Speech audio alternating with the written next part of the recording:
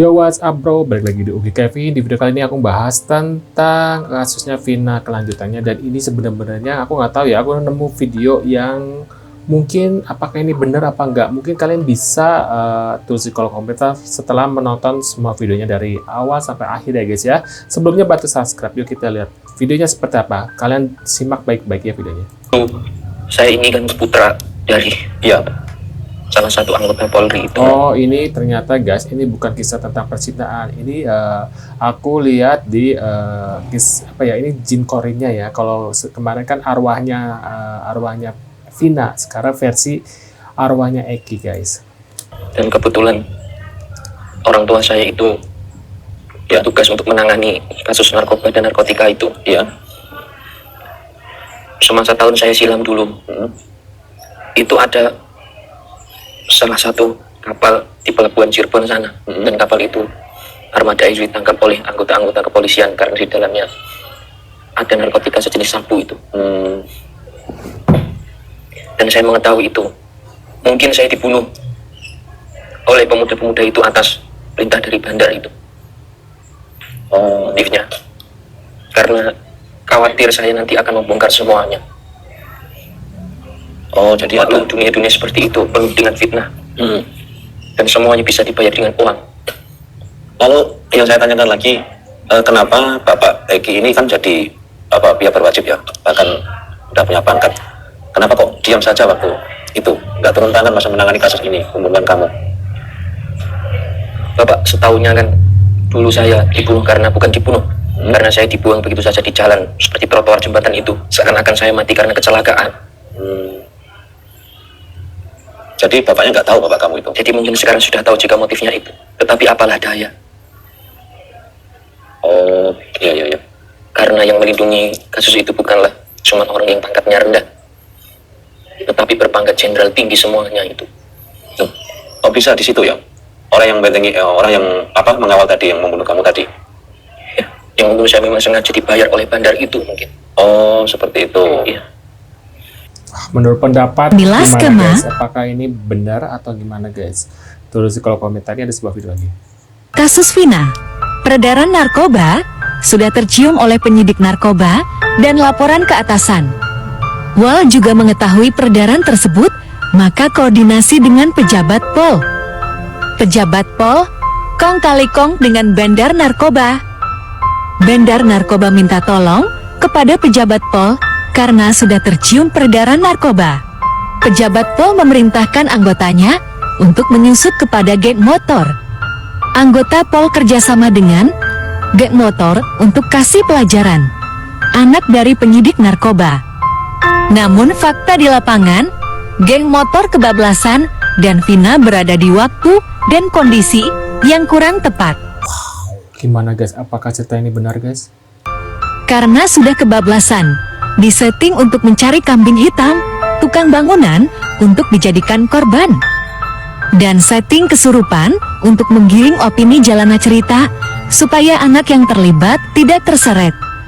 Dan di lapangan penyidik, meskipun tahu anaknya jadi korban, namun ada ancaman dari pejabat tertinggi di wilayah tersebut. Dan secara kebetulan sang korban ada ikatan cinta, dijadikan opini baru untuk mengaburkan kasus.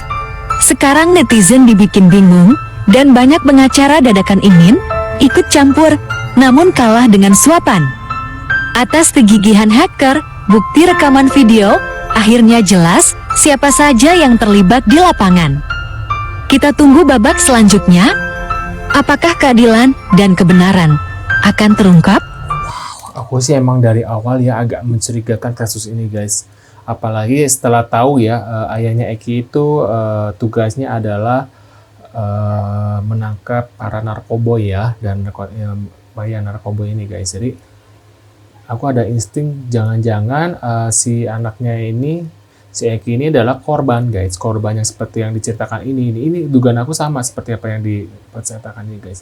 Kayaknya ini seperti itu guys. Kayaknya si Vina itu hanya lagi apes-apesnya aja gitu menurut aku ya. Kayaknya ya, ini juga kayaknya ya, nama juga orang ya, karena sampai saat ini kan bapaknya Eki masih membungkam, dan takutnya pas nanti mulai speak up dia berbohong gitu guys, nggak ngomong secara kenyataannya gitu guys. Wah ini benar-benar ini ya. Dan menurut aku sih agak-agak ini kasus yang cukup besar sih, cukup beribet karena yaitu mencakup dengan berhubungan dengan orang-orang atas gitu guys. Ini bukan hal-hal yang ini sih.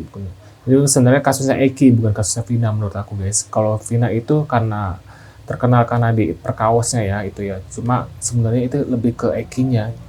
Makanya kan sampai saat ini kan bapaknya Eki itu membungkam ya, tidak speak up gitu kan. Padahal ayahnya Eki sendiri itu adalah korban, bukan pelaku. Kalau pelaku masih mending ya, nggak mau bicara lah. Ini korban kok tiba-tiba diem, udah gitu dia nggak mau bergabung dengan keluarganya Vina. Berarti kan ada something yang gitu.